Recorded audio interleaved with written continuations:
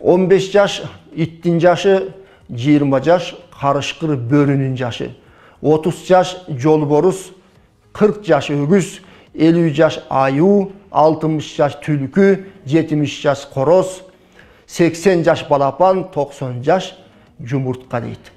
Çeşmele'ye gelsek, 15 yaştagı balaң bolgon bolsa, itke okşop ele geçinde jok olup ketip, erteң menen payda bolup kalat deydi. Tamak içse içet, içpese jok. İttey bolup ele үйgө токтобой калат экен.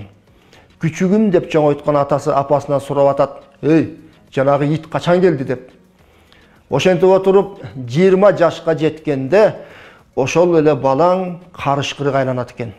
5-6 жора жолдоштору менен бирге тентектик кылып, бир нерсе кылышса чогу кылышып, бөрүлөрдө ээрчишип, чогу күнүнө 50-60 чакырым чуркашып, жулкунуп, үзүлүп эле карышкырлардай болуп калат экен.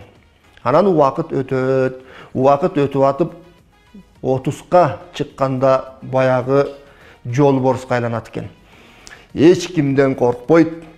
Үйү бар, баары жайында, чөнтөктөн акчасы бар, атасынын айтканын укпайт, өзүнөн өзү кыйын болуп эле жолборс сесип мактанып калат экен. Билинбей отуруп 40 жашка жеткенде баягы жолборус байкуш өгүзгө айланып калат дейт.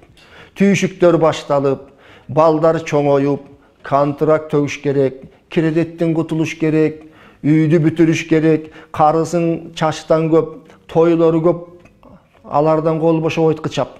Эмне кылсаң ошо кыл, өлүп тирил, акча тап деген жашоо 40 жаштан 50 жашка чейин уланат дейт. 50 жашка келгенде эркек байкуш аюуга айланып калат экен.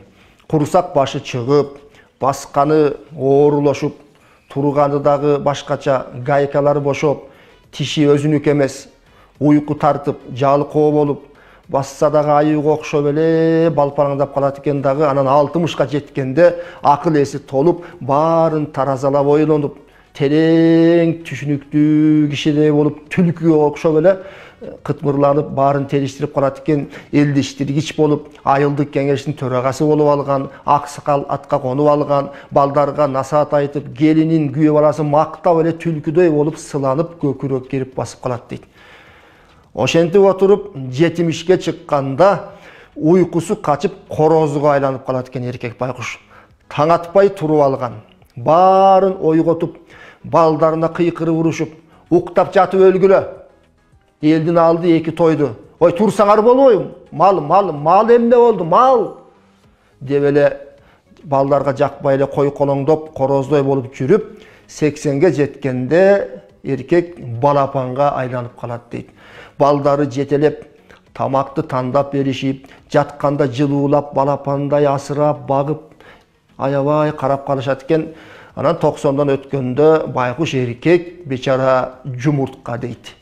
Жумуртка деген ошол колуңдан түшүп кетсе, өлдү деген түшүнүк экен.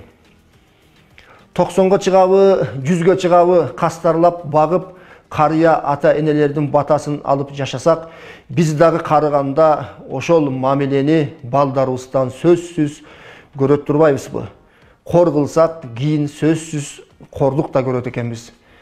1.80-деги карыяны баласы көчөдө өкүрүтүп, бакыртып сабап атат дейт. Өтүп бараткандар, "Ай, акмаксың го, бул эмне кылганың?" деп болушса, токмок жеп аткан карыя айтат дейт. "Жөн койгула. Мен да илгери ушул жерден атамды сабагамын" деп. Бир апанын 90 жылдык тоюнда бирөөлөр каалоо тилек айтып атып, "Апа, дагы өмүр сүрүп 100ге жетиңиз, керек болсо 100дөн да ашыңыз" десе, бери жакта турган келини оосуңарга карап сүйлөгүлөчү, "Силер багып аткансыбай" деп коет дейт. Карылык. Карыяларыбыз батасын айткандан, биз аларды баккандан тажабайлы. Адамзаттын асыл таажысы сүйүктүү пайгамбарыбыз айтат: "Үйүңөрдө бели бүкчүйгөн карыялар менен наристелери болбогондо, бал ээлер үстүңөргө жамгырдай жайыт эле" деп. Ошондуктан карыяларыбыз бар болсун, алардын баталары менен биз дагы дөөлөттүү карылыкка жетели.